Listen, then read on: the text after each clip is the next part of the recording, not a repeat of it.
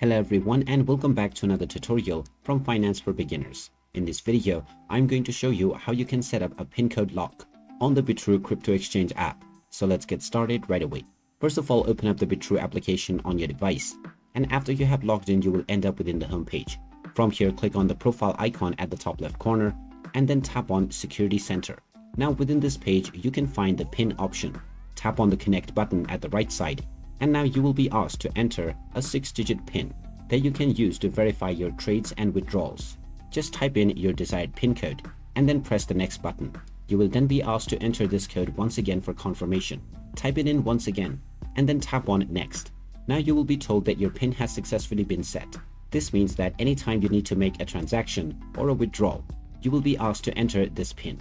So there you have it. That is how easy it is to set up a transaction PIN on the Bitrue crypto exchange app. If you find this video helpful, don't forget to hit that like button and subscribe to our channel for more useful tips and tutorials. Thanks for watching and I will see you again in the next video.